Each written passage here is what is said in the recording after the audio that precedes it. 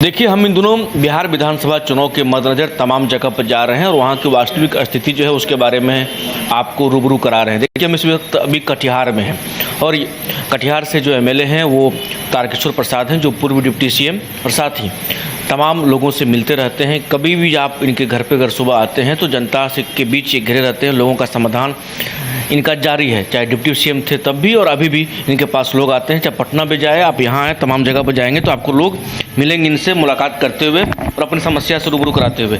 हम इनसे जानेंगे और बात करेंगे। सबसे पहले तो ये जानना चाहेंगे, जो कटिहार में 5 वर्ष पहले भी मुलाकात हुई थी, जब आप उसके बाद फिर चुनाव जीते थे, डिप्टी सीएम बने थे, मुलाकात तो होते रहती है। इन कटिहार में अगर ये जानना चाहें, जो कटिहार में इन 5 वर्षों में, क्योंकि 1.5-2 साल आपका कार्यकाल डिप्टी सीएम का भी रहा, कटिहार को बहुत सारी उम्मीदें थी आपसे, क्या उन चीज़ों पर खरा उतरे हैं आप? तो देखिए, मैं तो 2005 नवंबर के चुनाव में कटिहार के मतदाताओं का आशीर्वाद से विधायक के रूप में सेवा करने का अवसर मिला और उस समय ही से ही लगातार जो कटिहार की जो बुनियादी सुविधाएं नदारद थी, उन सारी चीज़ों को सरकार के कल्याणकारी योजनाओं को अपने क्षेत्र में उतारने का मैंने सफल प्रयास किया है। मुझे याद है कि एक ज़माना था जब ट्रांसफार्मर जला करते थे तो फिर लोग उसे मोहल्ले में चंदा करके तब उसकी मरम्मत होती थी और लंबा 15 दिनों का भी कालखंड लगता था।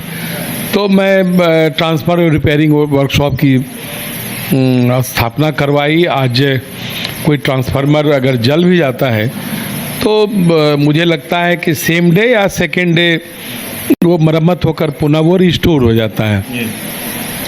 मेरे बगल पूर्णिया में जब विद्युत आपूर्ति का अधीक्षण कार्यालय है, लेकिन पूर्णिया में आज भी ट्रांसफार्मर रिपेयरिंग वर्कशॉप नहीं बन पाया है। कटिहार के TRW से ही उस ज़िले में ट्रांसफार्मर मरम्मत कर भेजा जाता है। ये हमारी पहली सबसे बड़ी उपलब्धि रही। और दूसरा, मैंने महसूस किया कि कटिहार में जो जल जमाव की स्थिति लंबे वक्त से थी, क्योंकि कटिहार की भौगोलिक स्थिति कटोरानुमा है और जो बेहतर एक जल निकासी के लिए जो आधारभूत संरचनाएं होनी चाहिए थी वो नहीं दिख रही थी।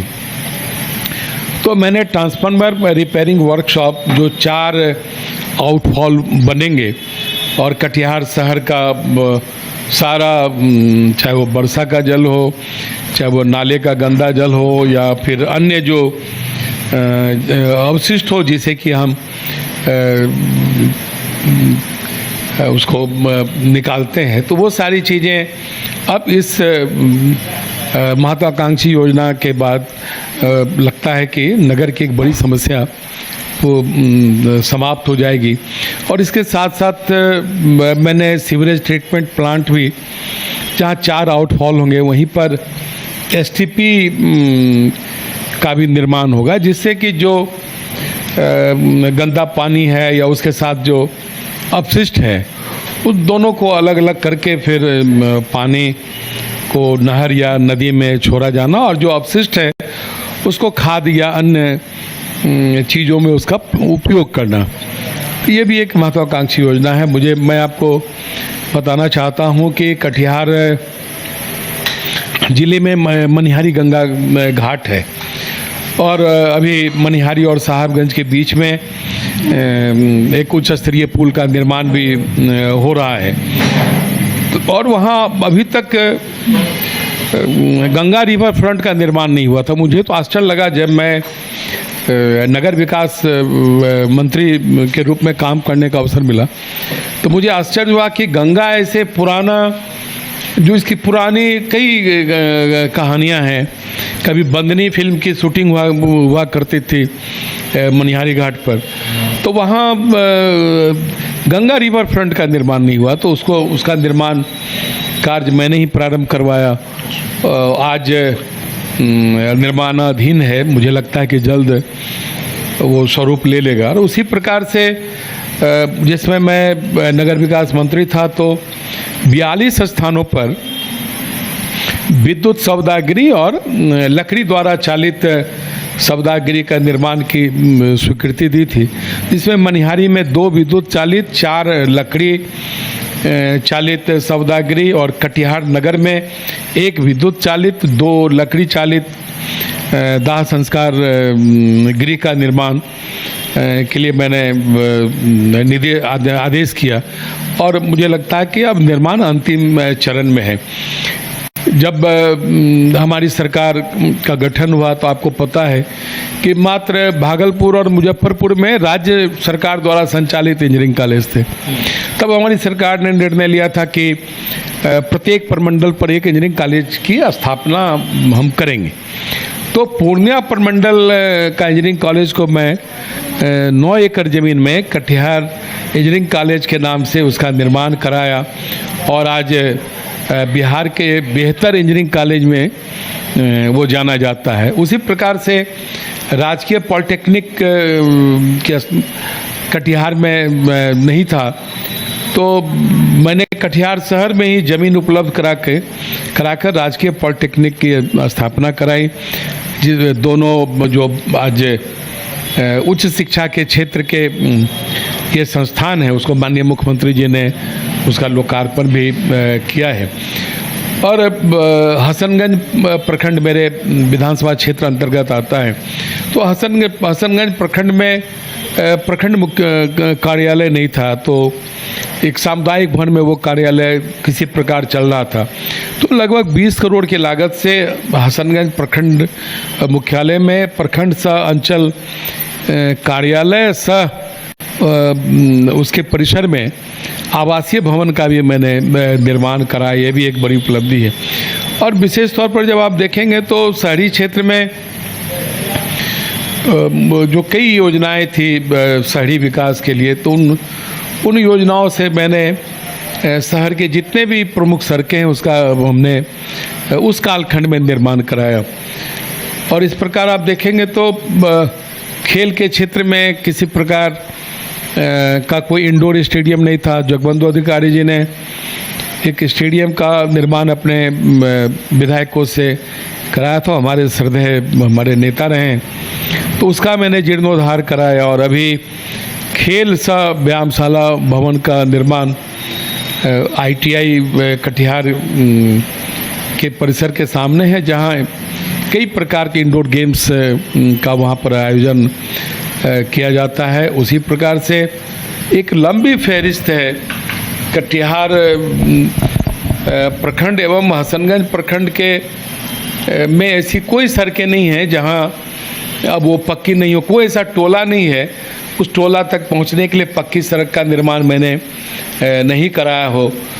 पशु चिकित्सालय हसनगंज का भवन जीर्ण शीर्ण था, ध्वस्त था, वहाँ पशु चिकित्सालय के भवन का निर्माण कराए। आज मैं अपने क्षेत्र में, चाहे वो शहर हो चाहे गांव हो, हमने हेल्थ वेलनेस सेंटर का निर्माण कराकर उसे चालू करवाया है। पावर सब स्टेशन परंपरागत रूप से 2-3 यहाँ थे, तो जो विद्युत आपूर्ति प्रमंडल है उस परिसर में हमने एक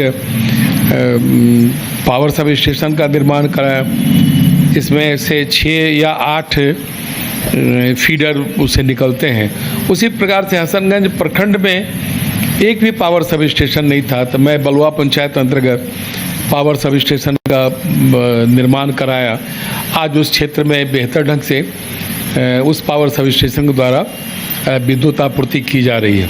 आप जो बता रहे हैं क्या उसको जाकर के मुआयना कर सकते, देख सकते हैं? नहीं, निश्चित तौर पर देखिए, हम सब जो कहते हैं वो करते हैं। और मैं अभी तो एक अपने द्वारा या अपनी सरकार के द्वारा जो जनहित में जो कार्य किए गए हैं, लोक कल्याणकारी कार्य किए गए हैं, तो उन कार्यों का एक अंश मैंने आपको बताया है। अभी एक लंबी फहरिस्त है। जब आप इन सारी चीज़ों को देखेंगे तो आपको एहसास होगा कि यह कोई मिट्टी और ये सीमेंट और गारा का वो भवन मात्र नहीं है, बल्कि सरकार का और एक विधायक के रूप में, एक जनसेवक के रूप में जिन चीज़ों को हम सबों ने महसूस किया और हमारे मतदाताओं के प्रति जो हमारी अपनी प्रतिबद्धता रही कि मतदाताओं ने एक विश्वास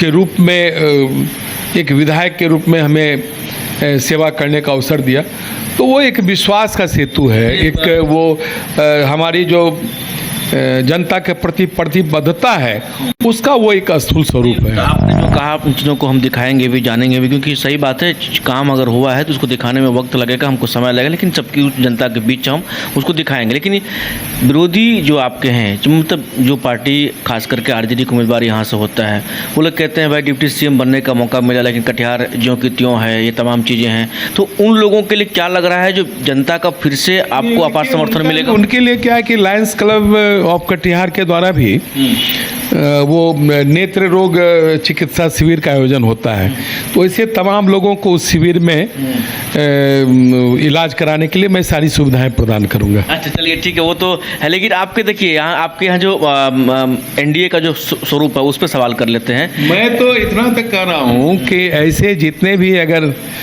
विरोधी दल के नेता अगर कोई नकारात्मक बातें आप तक कही होंगी तो उनके घर के आगे की जो सड़कें हैं उसका निर्माण तारकिशोर प्रसाद की अनुशंसा पर हुआ है। बिल्कुल।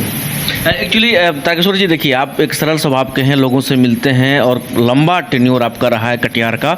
आप ये बताइए, इस बार का जो स्वरूप है एनडीए 5 पांडव है, इस 5 पांडव में खास कर देखा जाता है जो आपको मांझी जी और चिराग जी आपस में उलझते रहते हैं, कैसे झगड़ा को सुलझाइएगा? देखिए, जिस एनडीए के मार्गदर्शक यशस्वी प्रधानमंत्री और विश्व स्तर के सबसे बड़े नेता श्री नरेंद्र मोदी जी हों,